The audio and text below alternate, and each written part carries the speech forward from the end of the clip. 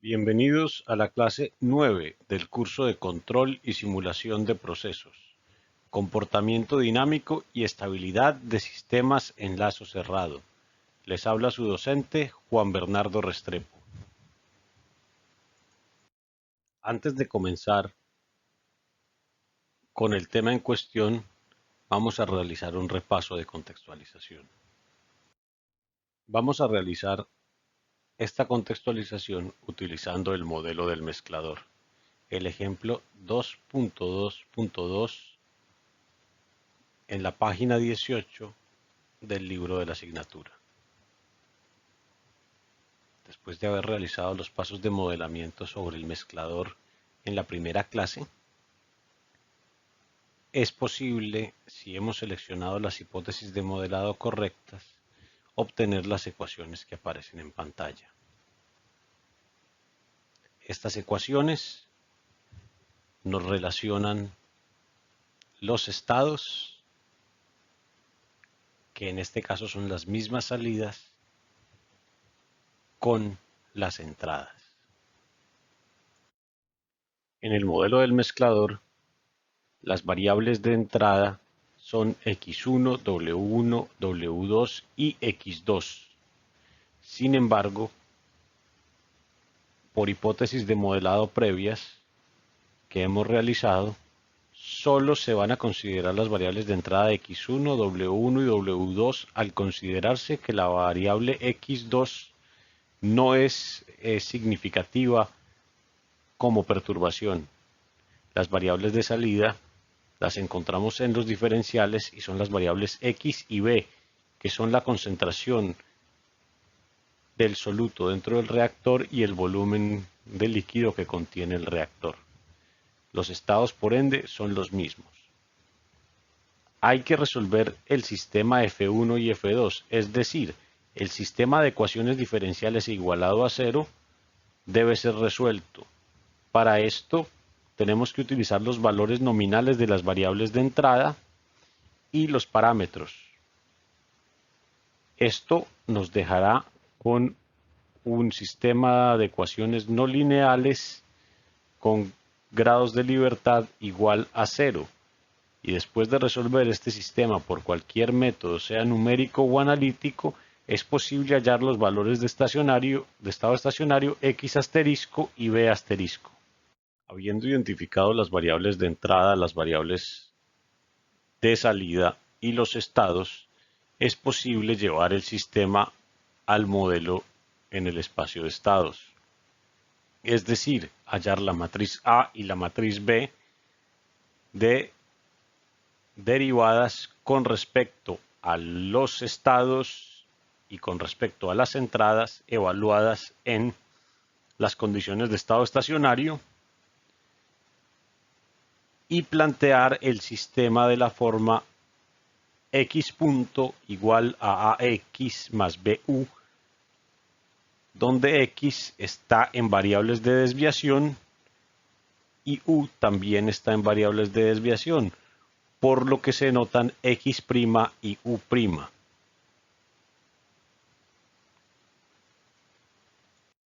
Una vez está el sistema en la forma x punto igual a ax más bu, que hemos llamado ya el sistema en el espacio de estados,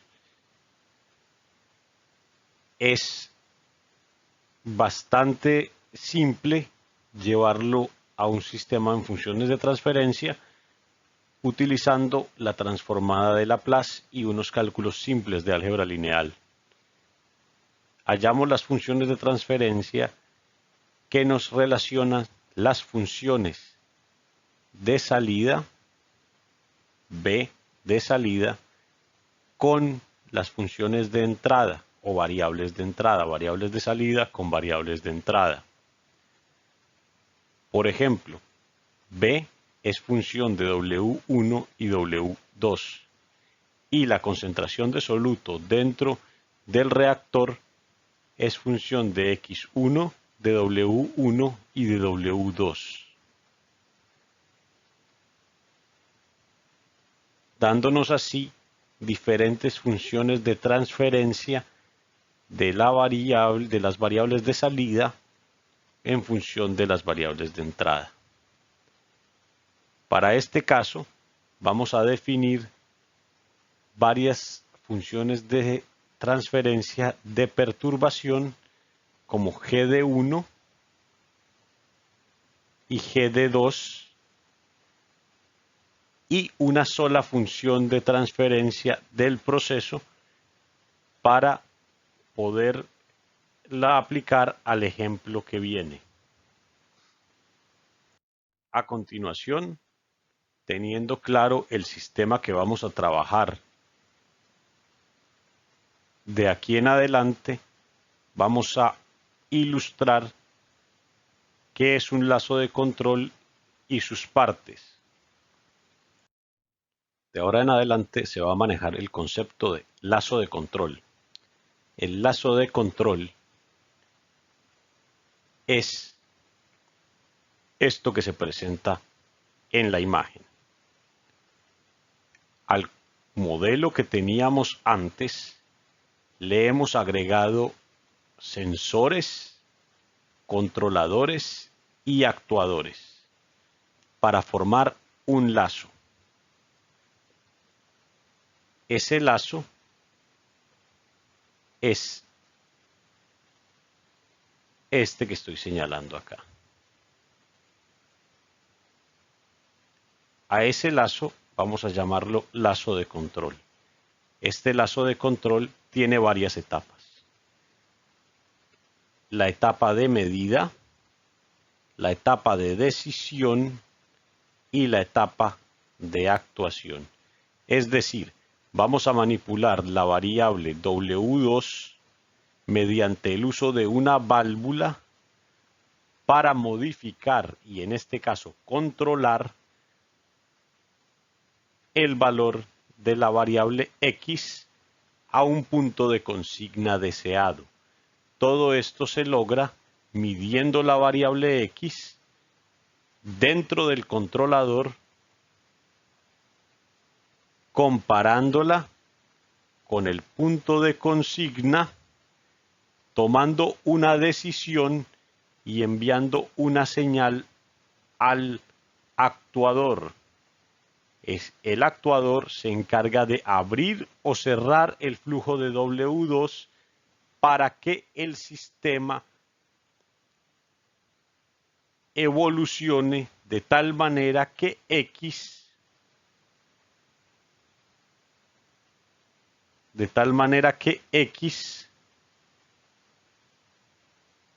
sea igual a X de set point o al punto de consigna, que es lo deseado. Se establece este lazo al cual vamos a llamar lazo de control para controlar una variable manipulando otra. La nomenclatura que hemos utilizado aquí es la nomenclatura de la ISA. Utilizamos el manual del 2009, donde la primera letra A significa la medida, en este caso A es el análisis, pero si fuera P sería presión, T sería temperatura y la segunda letra significa la acción. Entonces, este es un analizador transmisor, lo que significa que es un sensor de composición, y este es un analizador controlador, lo que significa que es un controlador de composición. Las líneas dentro del lazo de control, según la ISA, son variables eléctricas si son punteadas y si tienen esta pequeña marquita, son variables neumáticas o señales neumáticas. Estas señales representan de manera acertada cómo funcionaría el lazo de control. En realidad, la implementación en la vida real tiene que ver ya con el tipo de sensor, el tipo de controlador, si es un controlador discreto o no, y si es también un sistema como un PLC, un DCS u otro sistema diferente. El convertidor corriente-presión es un simple transductor que convierte la señal del controlador, que generalmente es en miliamperios, a una señal de presión, porque generalmente se trabaja con válvulas neumáticas en los procesos químicos, sin descartar que las válvulas electromecánicas también son utilizadas. Es ahora bastante útil poder utilizar la representación en bloques de nuestro sistema para el lazo de control. Tenemos la variable de salida. Si bien habíamos hecho el emparejamiento de un solo lazo, se iba a seleccionar la variable de salida X, la concentración de soluto dentro del mezclador, y se iba a manipular el flujo W2. Por ende, la función de transferencia entre la variable de salida y la variable de entrada que vamos a manipular es lo que vamos a llamar planta. Las otras funciones son las perturbaciones.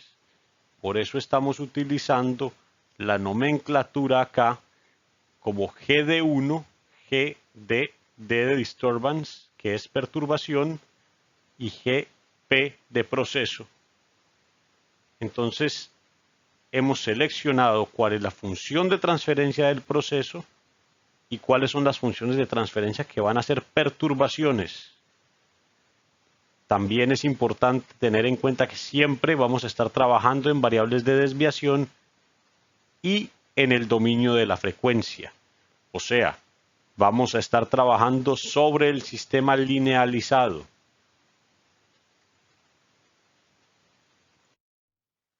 Una parte fundamental de nuestro proceso, de nuestro lazo, es la medida. Recuerden que el lazo significa medir, decidir, actuar. Medir, decidir, actuar hasta que la variable de salida que hemos deseado controlar sea igual a la variable de set point o al valor del set point que hemos decidido previamente como objetivo del proceso. Todos los sensores transmisores tienen una dinámica inherente. Es decir, no todos los sensores son instantáneos, aunque para las aplicaciones de nosotros, los ingenieros químicos, los tiempos de respuesta de equipos electrónicos comparados con los tiempos de respuesta de procesos térmicos y de reacción son bastante bajos. Podemos siempre decir que existe una dinámica, sea esta despreciable o no, y despreciable me refiero a que el ingeniero de control decida que la dinámica es despreciable. Este es un criterio nuevo. Entonces, hay un valor, una diferencia, una dinámica entre la variable medida y la variable real. Y esa diferencia es el sensor. Es decir, que el sensor transmisor es un dispositivo entrada-salida donde la señal medida está un poco atrás del valor real de lo que se mide. Es por eso que esta es importante. A Km se le llama la constante de calibración. Si bien ustedes al realizar su trabajo de instrumentación van a encontrar los principios de medida o van a aprender sobre los principios de medida, es importante conocer que, por ejemplo, la fracción másica no se mide directamente, se usa una propiedad que se relacione con la fracción másica. Por ejemplo, la conductividad térmica de un líquido. Al medir yo esa fracción de conductividad, esa conductividad térmica, la puedo mediante una curva de calibración convertir a la fracción másica. El sensor hace una cosa muy similar. Convierte una señal de o una medida de una propiedad en una señal, generalmente en miliamperios o en voltios, que nos permite llevarla hasta el controlador para que éste la interprete. Es decir, entre la variable real y la variable medida en miliamperios debe haber una constante Km que tiene que ver con la calibración de nuestro sistema. Es decir, siempre se va a seleccionar un valor mínimo de medida, en este caso una fracción másica mínima, y se le va a asignar un valor de X medida mínimo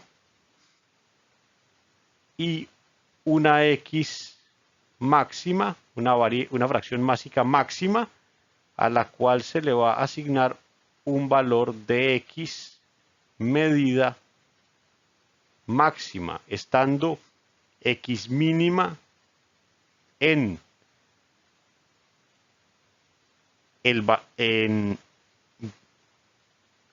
unidades de fracción másica y XM en las unidades de miliamperios, voltios o PSI. Es decir, por eso se le llama transductor, porque vuelve una cantidad física una señal de corriente, la transduce.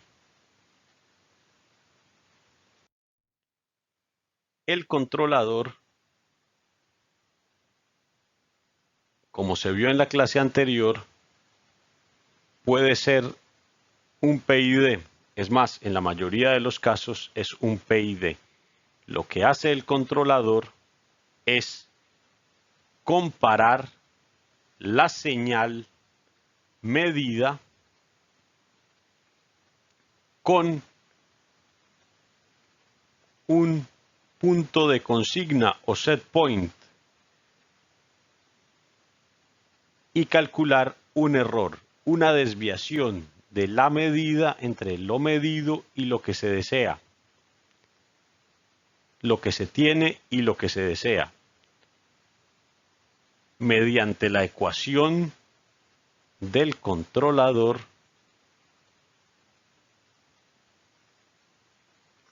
El controlador es un elemento que decide o que envía una señal P, que se llama señal de control. Esa señal P va hacia el actuador. Para que el cálculo sea consistente, se debe convertir el set point que introduce el usuario, es decir, el operario o ustedes mismos que están programando el controlador deben introducir un set point.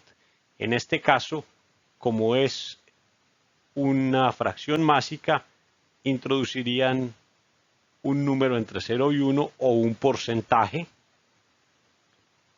pero el funcionamiento interno del sistema lo que necesita es una señal eléctrica. Por ende, se va a utilizar la misma constante de calibración Km para convertir la señal de o el valor que ustedes introducen o que se introduce como set point al equivalente del valor en set point, pero visto como una señal en miliamperios, en voltios o en PSI, una señal eléctrica, electrónica o neumática.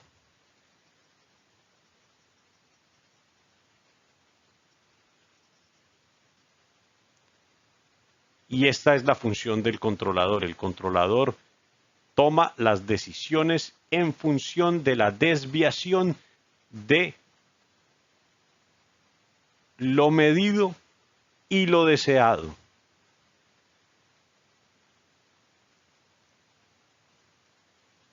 De nuevo es útil mostrar cómo se acoplan los elementos de medida con el controlador. Toma usted la variable real X, la convierte en la variable medida mediante el uso de un sensor y luego la compara con el valor deseado o con el punto de consigna y la envía al controlador. Después de que esa variable o de que esa señal va al controlador en forma de error, el controlador envía una señal de decisión. Siempre, y hay que recalcar de nuevo, se realizan las conversiones para que el set point se introduzca de manera normal en fracción másica, para que el operario lo introduzca en fracción másica, el operario ustedes mismos o quien opere el sistema de control lo introduzca en fracción másica y este se convierta internamente a una señal eléctrica o electrónica o neumática que pueda ser comparado con una señal eléctrica, electrónica o neumática que nos dé un error que sea también una señal eléctrica, electrónica y neumática, y siendo esto así, y siendo la señal de salida de controlador eléctrica, electrónica o neumática, entonces KC debería ser adimensional.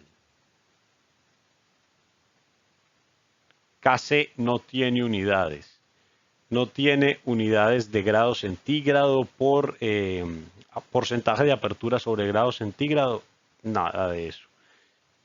En muchos libros se obvia esto. Sin embargo, para la práctica esto es fundamental. KC se calcula con todas las variables del sistema en la misma unidad, es decir, debe ser adimensional. La válvula dentro del lazo de control es un dispositivo electromecánico o neumático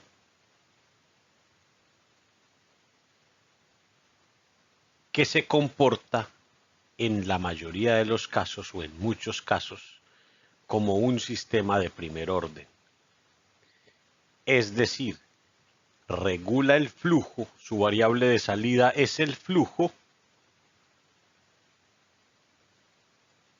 y su variable de entrada es una función o una señal neumática. Esa señal neumática que va entre 3 y 15 PSI, o también si es una señal eléctrica entre 4 y 20 miliamperios, nos permite regular el flujo de salida de la válvula. Sin embargo, como vimos en la clase pasada, la válvula no es esa válvula a la que nosotros estamos acostumbrados, sino que esta válvula tiene un dispositivo extra, que es un actuador.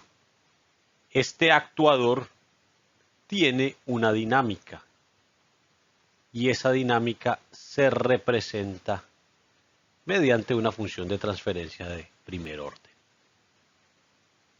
En las aplicaciones industriales la válvula neumática es bastante común. Es por esto que es necesario convertir las señales eléctricas que entrega el controlador en señales neumáticas. Esto se hace con un controlador o un convertidor, corriente-presión. Muchas veces se obvia esto, sin embargo es un componente fundamental del lazo de control. Se asume que el convertidor corriente-presión es muy rápido y por ende es de orden cero. Solo tiene una constante KIP, que es la constante de calibración de el convertidor. Es por esto que dependiendo del tamaño de la válvula y de esta constante de tiempo, comparada con la constante de tiempo del proceso, podemos despreciar o no la dinámica de la válvula. Esa es una decisión que corresponde al ingeniero de control. Habiendo identificado las partes del lazo de control y las funciones de transferencia características de estas, es importante ahora estudiar el lazo de control en sí mismo. Aquí podemos ver el diagrama de bloques del lazo de control que se implementó como ejemplo inicial. Es decir, tenemos nuestro controlador, nuestra válvula, nuestro proceso y nuestro sensor. En este caso es un sensor transductor. El objetivo de este lazo de control es que la variable X, la fracción másica, sea igual en todo momento a la fracción másica que hemos decidido como punto de consigna. Para esto, se mide, se compara, se decide y se actúa sobre un proceso. Queda también claro por qué se le llama lazo de control. Porque es un lazo de realimentación con signo negativo. Si bien la función del lazo de control de una entrada, una salida es única, tiene comportamientos diferentes para diferentes tipos de cambio. Es decir, si observamos el proceso, que sería este, está sujeto a dos tipos diferentes de perturbación que pueden cambiar, podríamos decirlo aleatoriamente, o cuyo cambio, el cambio de las perturbaciones, está fuera de nuestro control. Pero también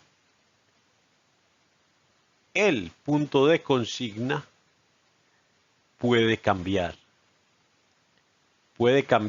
a nuestra voluntad. y puede seguir el patrón que nosotros queramos. Entonces se dice que existe el control para rechazo a perturbaciones, lo que quiere decir que este lazo de control se implementa para, teniendo un punto de consigna fijo, que nuestro sistema o la fracción másica de nuestro sistema se mantenga en un valor constante a pesar de que haya perturbaciones aquí y aquí. También se puede implementar el mismo lazo de control exactamente para que la fracción másica se mantenga o siga de manera rápida y efectiva los cambios en la fracción másica. Idealmente, el lazo de control se monta para que rechace perturbaciones y para que siga el punto de consigna. Sin embargo, este tipo de compromisos no siempre se puede alcanzar.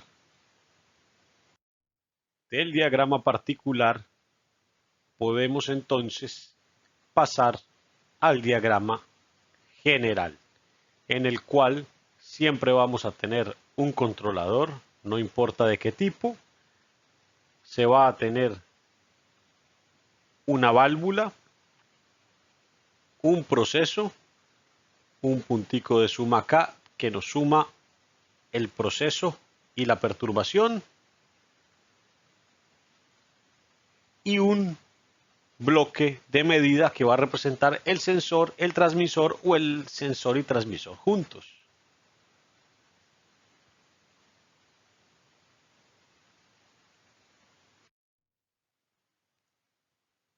A este diagrama de bloques se le llama un diagrama de control con variación en la carga.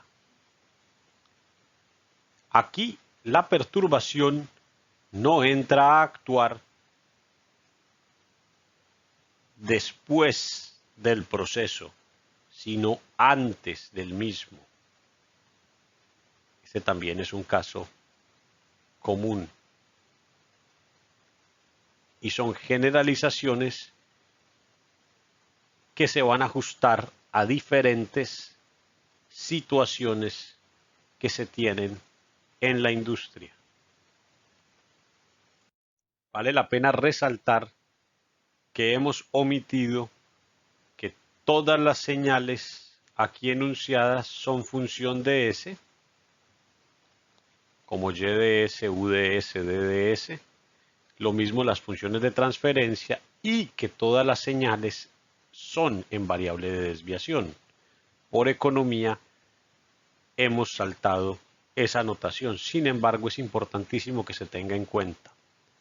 La notación que utilizamos para las figuras anteriores dice que Y es la variable controlada, U es la variable manipulada, D es la perturbación, por el inglés D, disturbance, P es la salida del controlador, E es el error, Y sub M es el valor medido de Y sub SP es el set point o punto de consigna, G sub C es la función de transferencia del controlador, G sub B es la función de transferencia de la válvula, G sub P es la función de transferencia del proceso, G sub D es la función de transferencia de la perturbación, G sub M es la función de transferencia del sensor transmisor, y Km es la ganancia la ganancia en estado estacionario de la función de transferencia del sensor transmisor, o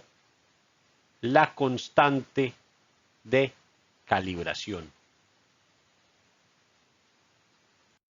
Una vez definidos los diagramas de bloques, se pueden obtener las funciones de transferencia mediante el uso del álgebra de bloques. Como tenemos un lazo de realimentación simple, para encontrar la variación de la variable y con respecto al set point, que es la variable de entrada del lazo, que es una de las variables de entrada del lazo, tenemos un lazo de realimentación simple, que es el camino directo Km, el camino directo que sería Km por Gc por Gb por Gp sobre 1, como aquí es negativo, aquí es positivo, el camino inverso o el camino que tiene reciclo, que serían Gc, Gb, Gp y Gm. Esta función de transferencia resuelve la pregunta problema. ¿Qué sucede cuando hay un cambio en el set point? Porque nos muestra la relación causal entre la variable de salida del sistema y el set point que nosotros definimos. Siguiendo la misma metodología que utilizamos en la diapositiva pasada, es posible hallar el cambio de la variable y cuando hay una variación de o una perturbación. Entonces, utilizando de nuevo álgebra de bloques, tomamos el camino directo, que es GD, sobre 1 más porque aquí es menos, el camino dentro del reciclo, que es GC, GB, GP y GM, dándonos una función de transferencia que nos responde la siguiente pregunta problema. ¿Qué sucede cuando hay una perturbación? Al final de cuentas, la suma de las dos funciones de transferencia que hallamos es la función de transferencia completa del sistema. Existen varias simplificaciones que se pueden realizar sobre el lazo de control. Podemos decir que la dinámica del transductor corriente-presión es despreciable. Esa ya la habíamos hecho. Sin embargo, es posible que los transductores corriente-presión muy grandes no tengan una dinámica despreciable.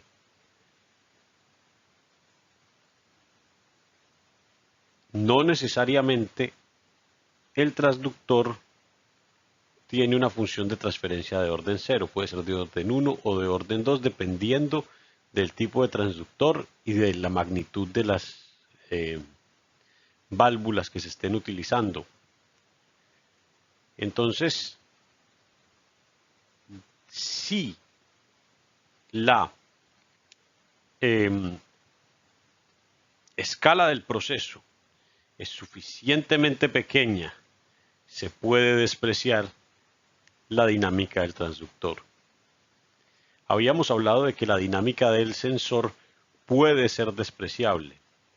Esto es debido a que la constante de tiempo del proceso, y sobre todo en los procesos químicos térmicos y los procesos químicos muy lentos, las constantes de tiempo son en minutos y tal vez en horas.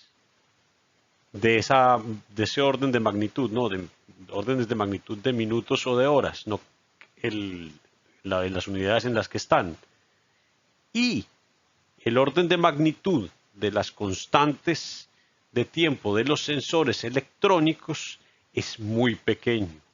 Por ende, el sensor se puede reducir a una función de transferencia de orden 0, que es igual a Km, que es la constante de sintonización del sensor. Y También se puede usar el controlador con entrada y salida en porcentaje, aunque conlleva el mismo trabajo que usar un controlador con entrada y salida en miliamperios. De todas maneras, hay que poner todas las variables en las unidades adecuadas, en las mismas unidades. De la clase anterior, podemos utilizar la fórmula de conversión, donde el span es la diferencia entre el valor máximo y el valor mínimo de un elemento de medida o una señal, ym como valor máximo menos y sub 0 como valor mínimo.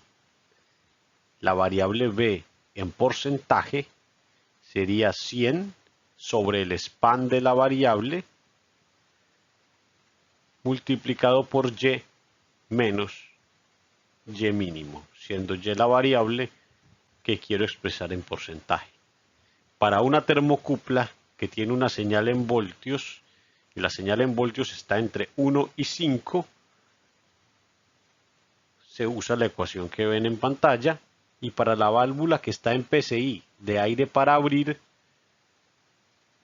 se usa la ecuación que ven en pantalla. De nuevo, de aire para abrir es que cuando la presión es mínima, la válvula está cerrada, y cuando la presión es máxima, la válvula está abierta.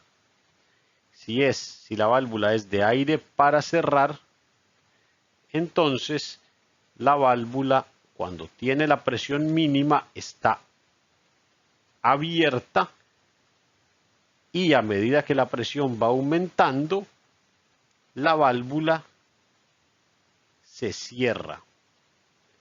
Y se usa esta ecuación que es inversamente proporcional. Un ejemplo bastante interesante es el control de nivel de un sistema integrante.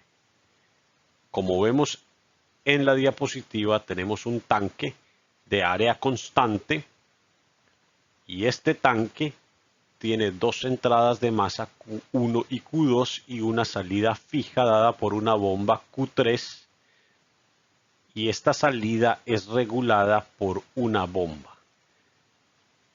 La idea es que se haga el montaje o montar el lazo de control que mida nivel y actúe sobre la válvula para regular el nivel del tanque. Este ejemplo es muy parecido al ejemplo que utilizamos para definir si la constante del controlador era de acción directa o de acción inversa. El modelo del tanque en variables de desviación y con respecto a Q3 y a Q1 es integrante. Como hipótesis de modelado, vamos a dejar a Q2 por fuera de este modelamiento para simplificar el modelo. Para este ejemplo en particular, y para tener una representación más limpia de lo que queremos demostrar con él, vamos a hacer las siguientes simplificaciones. La válvula de control tiene una dinámica despreciable. Esto quiere decir que la constante de tiempo de la válvula es pequeña en comparación con la dinámica del tanque. Podemos tener una válvula pequeña de actuación rápida y un tanque grande. El sensor transmisor tiene una dinámica despreciable. De nuevo, el sensor transmisor y su constante de tiempo son muy pequeños, son muy rápidos, y como el tanque es grande, la velocidad de respuesta de la variable comparada con la velocidad de respuesta del sensor transmisor es despreciable. y el controlador va a ser un control proporcional, integral, ideal. Todo esto se hace con el fin de ilustrar muchísimo mejor de qué se trata montar un lazo de control. Ya se tiene la dinámica del sistema en lazo abierto y se tiene un esquema para la dinámica del sistema en lazo cerrado ante variaciones de la perturbación. Podemos directamente decir que el sistema en lazo cerrado funciona de esta manera, donde GD es la función de transferencia de la perturbación, GC es la función del controlador, GB es la función de transferencia de la válvula, GP es la función del proceso y GM es la función de transferencia del sensor. Entonces tenemos la ecuación en lazo cerrado y como tenemos todas las ecuaciones de los componentes individuales, solo nos basta reemplazar la ecuación de la dinámica de la perturbación, la función de transferencia de la dinámica de la perturbación, 1 más el controlador PI más la válvula de orden 0 más el proceso integrante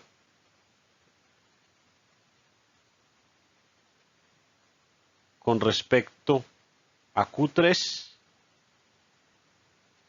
y la simplificación de la variable medida Km, la constante de calibración. Así pues, es posible obtener la función de transferencia del sistema en lazo cerrado. Una vez que hemos reemplazado las funciones de transferencia adecuadas y hemos realizado las simplificaciones del numerador y del denominador, es posible encontrar una función de orden 1 en el numerador, un polinomio de orden 1 en el numerador y un polinomio de orden 2 en el denominador, que puede ser reagrupado de tal manera que nos quede de una forma conocida, que es esta. Identificándolo, la dinámica de este sistema es una dinámica de segundo orden, cuya ganancia en estado estacionario K se ve aquí, cuya constante de tiempo se ve aquí y este término también se ve aquí. Es decir, la respuesta de nuestro sistema de segundo orden depende del valor de sus constantes. Y esas constantes se pueden modificar. ¿Por qué se pueden modificar? Porque ahora esas constantes del sistema no son inmutables. Son los parámetros y están en función, no solo son, están en función de los parámetros del controlador. Es decir, por analogía, al definir una constante integral, un tiempo integral en el controlador, estoy definiendo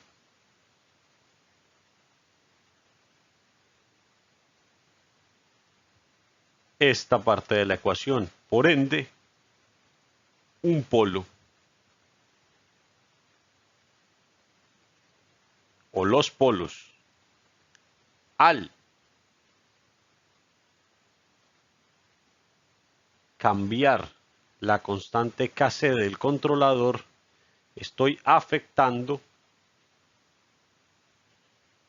el tiempo de respuesta y la ganancia en estado estacionario del sistema. Es decir, mi sistema ya no es un sistema inmutable, el cual va a responder de una manera. Yo, mediante la colocación adecuada de las constantes o de los valores numéricos de las constantes del controlador, puedo definir qué clase de respuesta tiene mi sistema. Y el ejemplo es interesante porque teníamos un sistema netamente integrante. El sistema netamente integrante o sube o baja, pero no se estabiliza. Sin embargo, este sistema de segundo orden sí se estabiliza ante las perturbaciones, siempre y cuando escoja las constantes del controlador adecuadas para lograr ese propósito.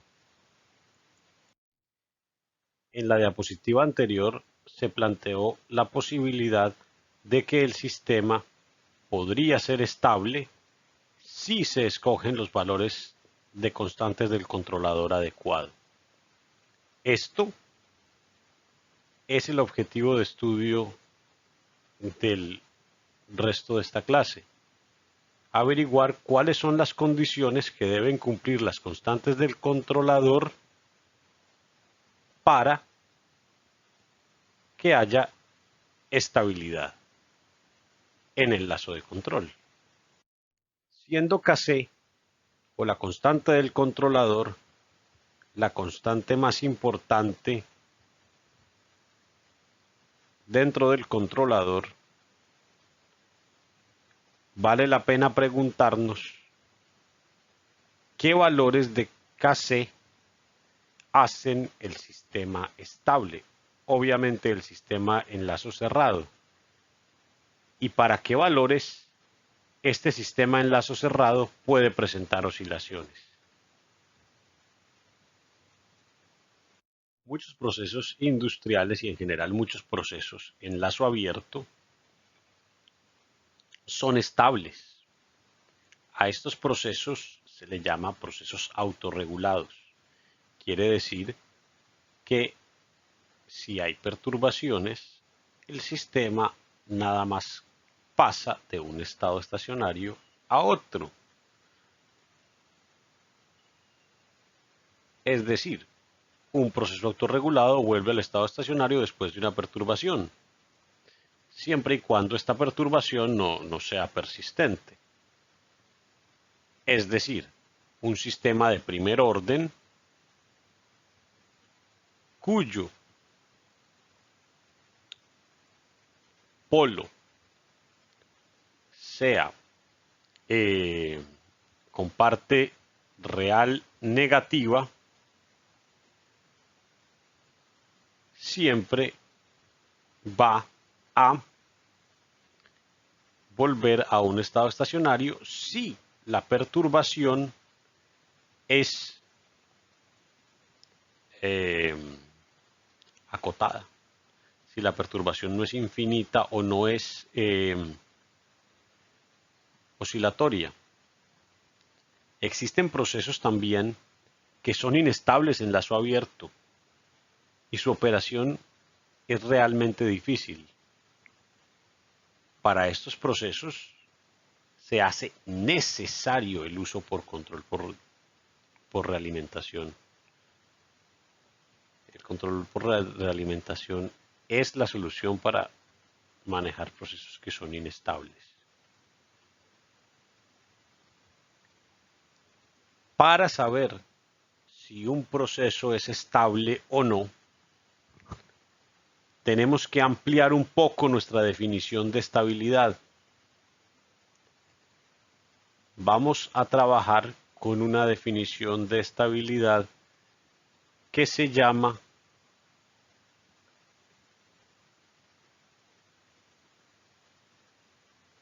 vivo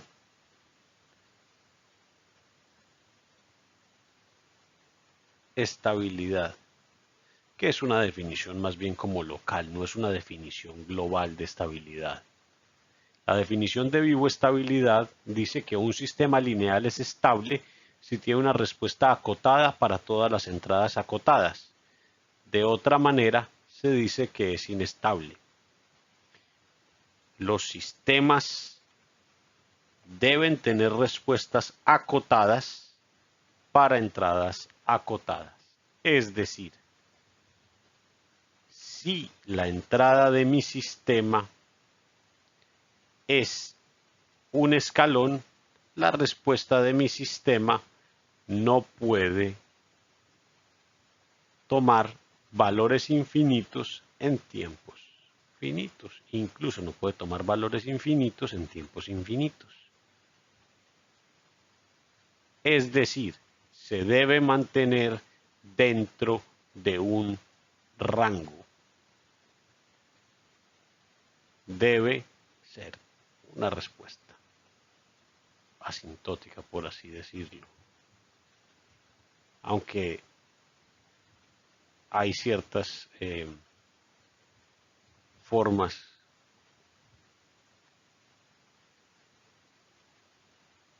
que no serían asintóticas. Entonces, de ahora en adelante, nuestro concepto de estabilidad de sistemas lineales tiene que ver con la vivoestabilidad. Existen otras formas de estabilidad y otras definiciones más amplias y mucho más complejas que muy posiblemente se van a encontrar en cursos más avanzados o incluso en posgrados. Sin embargo, el objetivo de este curso no es que ustedes se hagan expertos en estabilidad. Otro ejemplo importante de estabilidad es un sistema de primer orden cuya entrada es una función senoidal. Si el sistema de primer orden tiene su polo en el semiplano complejo izquierdo, entonces la salida va a ser también una función senoidal, que va a tener una amplitud fija pero diferente y un desfase con respecto a la primera, a la entrada, un desfase, la salida tiene un desfase con respecto a la entrada y otra amplitud. Entonces, ya vemos que la entrada es acotada porque el seno tiene una amplitud fija. Y la salida también va a estar acotada porque a pesar de que la amplitud cambia y que la fase cambian, pues se va a permanecer acotada. Entonces, no necesariamente todas las formas estables tienden a un solo estado estacionario. Pueden tender también a una forma estacionaria como la oscilación fija. La estabilidad de un sistema en lazo cerrado se analiza de la misma manera para sistemas lineales, obviamente. Cuando estamos hablando de sistemas no lineales hay que ir a teorías más amplias que para un sistema de lazo abierto. Sin embargo, el lazo cerrado, en el lazo cerrado, la ecuación característica posee parámetros ajustables, que son los parámetros del controlador, y por ende la ubicación de los polos en el plano complejo depende directamente de estas constantes. Ya antes en esta clase habíamos hallado las funciones de transferencia para un sistema en lazo cerrado. Estas funciones son para sistemas en concreto y no son las únicas, pero sí son de las más comunes. Podemos ver que estas funciones se pueden llevar a la forma de polos y ceros. Esto es muy útil porque se puede ver cómo varían los polos en función de los valores de las constantes del controlador.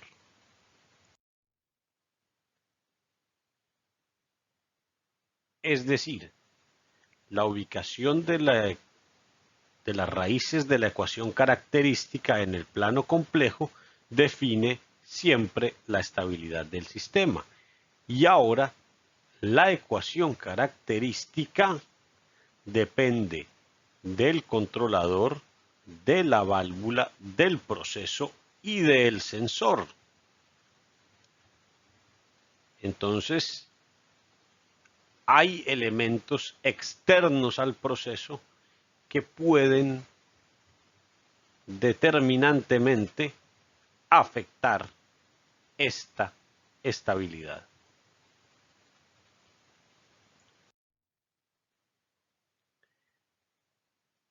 La estabilidad en lazo cerrado para un sistema nos dice que si tengo un polo o todos los polos en la recta real del plano complejo, entonces mi sistema va a ser de esta forma. O de esta forma, dependiendo del signo de la parte real, o sea, en qué parte del plano complejo se encuentre. Si mi polo está en la recta real, sobre la recta real, en el semiplano complejo izquierdo, la respuesta va a ser de este tipo. Pero si está en el semiplano complejo derecho, la respuesta va a ser de este tipo. Si todos los polos tienen parte real negativa, la respuesta va a ser de este tipo. Sin embargo, si solo uno tiene parte real positivo, la respuesta del sistema va a ser de este tipo.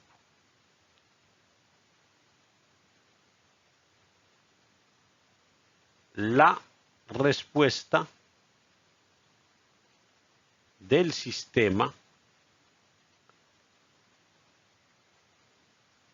para polos que tengan su parte imaginaria diferente de cero va a funcionar muy similar.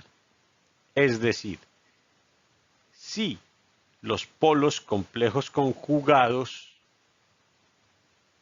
tienen parte real diferente de cero y esa parte real es negativa, la respuesta va a ser de este tipo. Sin embargo, si la parte real es positiva, la respuesta va a ser de este tipo, que es una oscilatoria, pero continuamente creciente, y esta es una respuesta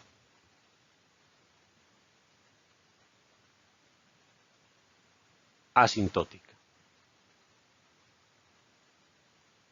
o acotada.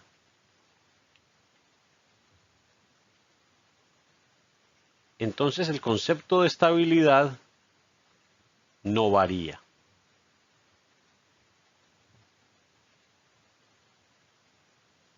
El concepto de estabilidad sigue siendo el mismo y vamos a tener respuestas estables y respuestas inestables dependiendo del lado del plano complejo del que tengamos nuestros polos, tanto en sistemas de lazo abierto como en sistemas de lazo cerrado.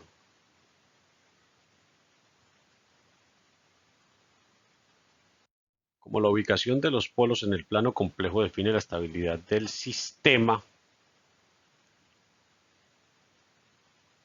y estos dependen a su vez de las constantes del controlador, es posible decir que se puede manipular la ubicación de los polos mediante la manipulación de las constantes del controlador. Asumamos que el control o el controlador de nuestro lazo de control es netamente proporcional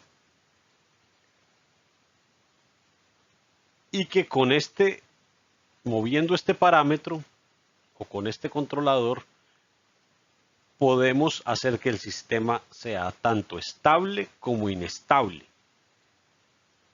Si un polo, entonces, porque solo se necesita uno, si mínimo un polo pasa de negativo a positivo, quiere decir que ha pasado por cero.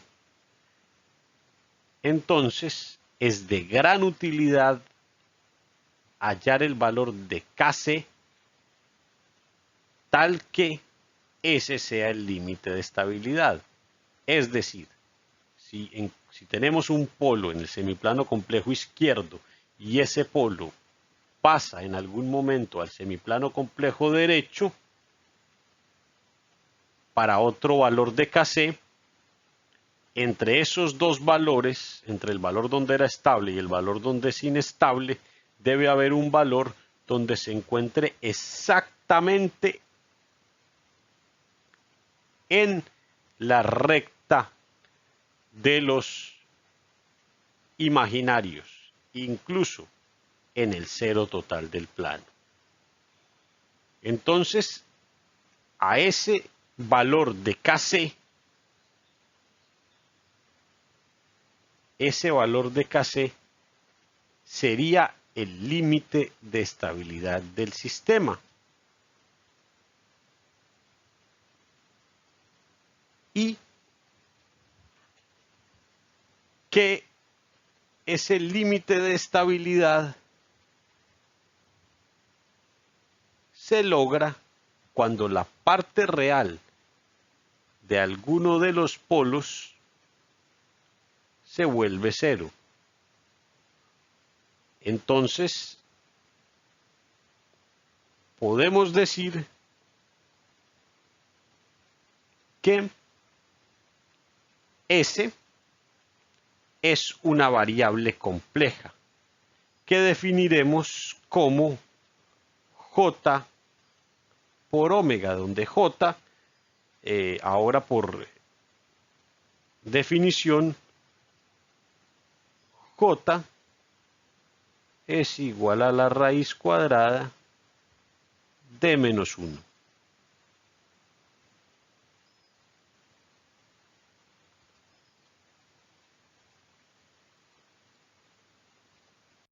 Por ende, el método de sustitución directa consiste en reemplazar S por J omega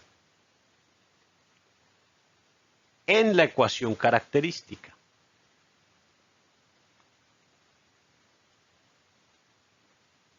Por ejemplo, un sistema en lazo cerrado tiene la ecuación característica que se muestra a continuación. Ese sistema en lazo cerrado hay que hacerle dos pasitos. El primer paso es reemplazar S por J omega y después operar. J omega, teniendo en cuenta que J es igual a la raíz de menos 1, que J al cuadrado es igual a menos 1, que J al cubo es igual a menos J,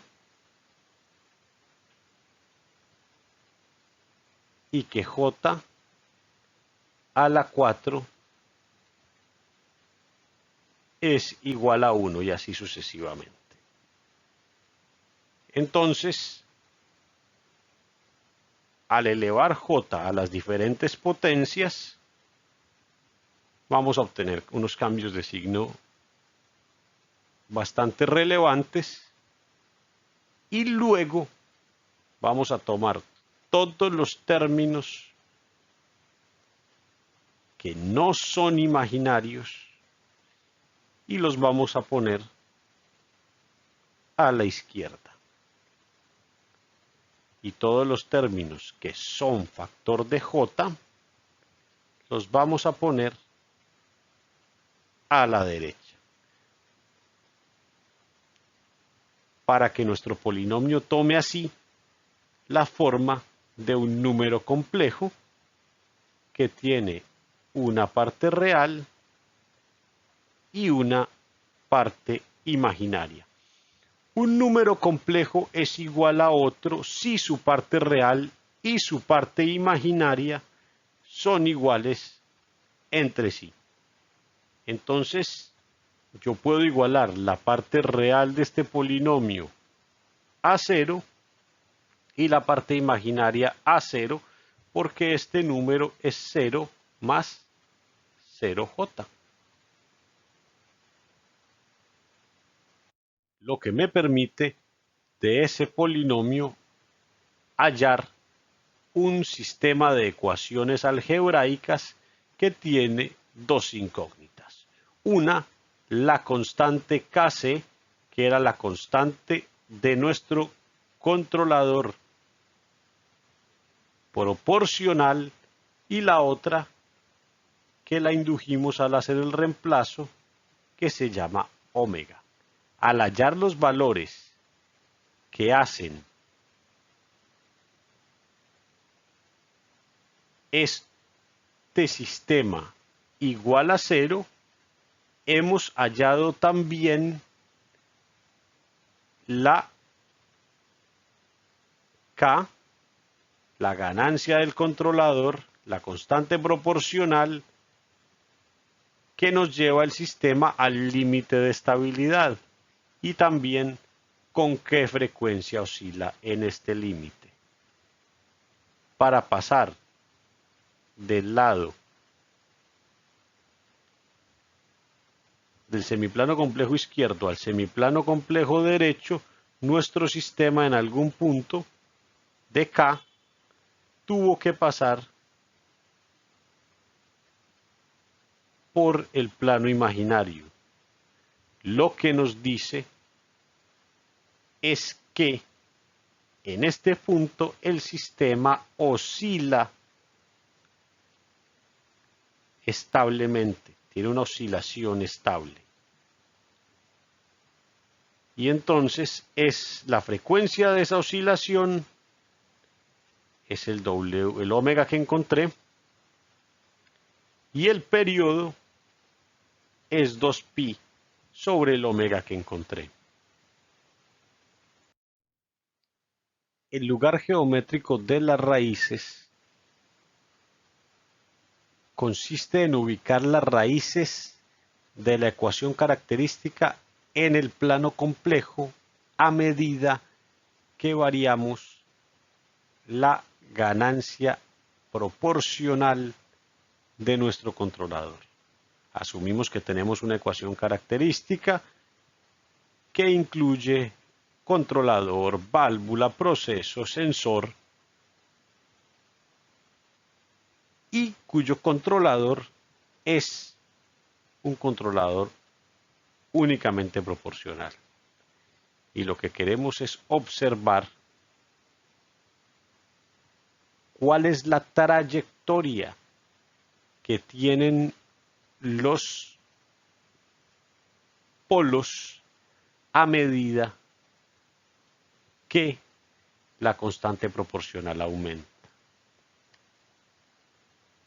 De ahí se pueden inferir muchísimas cosas. Por ejemplo, cuando pasa nuestro sistema de ser estable a inestable, o cuando pasa nuestro sistema de ser críticamente amortiguado a estar subamortiguado o a estar sobreamortiguado. Es posible observar y predecir el comportamiento y también identificar cuáles son los polos que dominan la dinámica del sistema. Observemos cuáles son los lugares geométricos de las raíces para ecuaciones características simples. Por ejemplo, esta ecuación característica donde estamos despreciando todas las dinámicas menos la del proceso y tenemos un proceso integrante. A medida que K aumenta, nuestro proceso se vuelve más y más estable.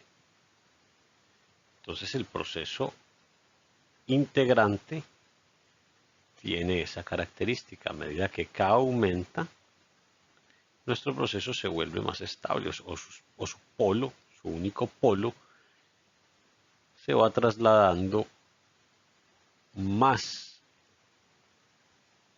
adentro en el semiplano complejo izquierdo.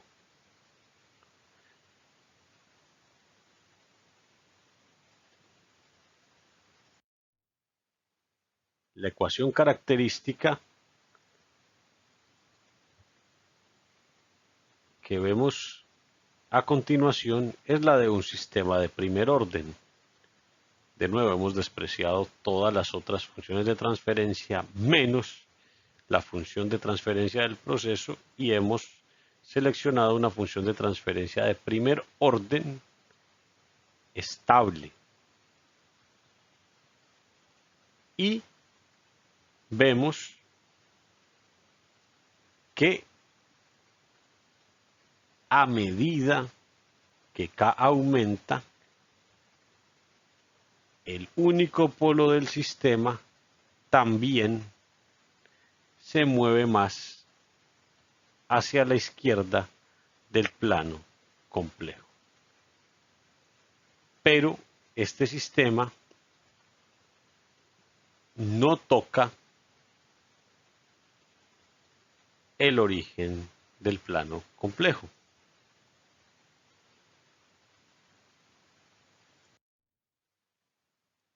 Ahora, un caso interesante, un caso muy interesante, es cuando la ecuación característica del sistema o cuando el sistema, el proceso, posee un retardo. Este proceso no es un polinomio, o esa ecuación característica no es un polinomio. Y el lugar geométrico de las raíces solo nos sirve para analizar polinomios. Sin embargo, podemos hacer un análisis aproximado utilizando Taylor, PADE de primer orden o PADE de segundo orden, las aproximaciones de Taylor, PADE de primer orden y PADE de segundo orden, para aproximar el término exponencial de la ecuación característica. Esto nos permite crear una representación aproximada. Lo que es muy interesante de estas representaciones aproximadas es que le agregan polos a nuestro sistema. En realidad, esta representación la representación exacta tiene infinitos polos y la representación aproximada, a medida que va aumentando de orden, va teniendo más polos, y cuando tiene infinitos polos es igual a la función exponencial. Prácticamente como expandir una función exponencial en serie de Taylor. Se expande utilizando la aproximación de PADE de diferentes órdenes. Entonces, ¿estos polos existen? Sí existen. Y lo que nos dice es que la misma función de transferencia, el mismo proceso, sin retardo, era prácticamente estable para cualquier valor de K positivo. Sin embargo, lo que sucede acá es que el sistema, una vez tiene retardo, cruza del semiplano complejo izquierdo al semiplano complejo derecho. Sus polos cruzan. Y es por esto que el sistema puede volverse inestable. Un sistema que tiene retardo en lazo cerrado se comporta de una manera muy especial. Y hay que tener bastante cuidado porque su estabilidad depende en gran medida de la magnitud del retardo. Es decir, cuando tengo un sistema sin retardo, estoy tomando datos o estoy adquiriendo datos con mi sensor en el momento. Pero cuando tengo retardo, estoy adquiriendo datos con el sensor que ya pasaron hace tiempo y que no reflejan el valor actual del sistema. Y por ende mi controlador no va a funcionar de la mejor manera. Por eso es que hay que tener mucho cuidado con las ecuaciones características de sistemas que tienen retardo. Sus estabilidades no son simples. Hemos por el momento llegado al final de esta clase. Sin embargo, quedan los ejercicios resueltos y además de todo, queda también material supremamente importante para el desarrollo de los capítulos 8, 9 y 10. Es un taller, sin embargo, es un taller en el que es parte guía y es parte taller. Tiene una parte que está resuelta, sin embargo, el resto queda propuesto. Entonces, para las clases venideras es muy importante que se resuelva.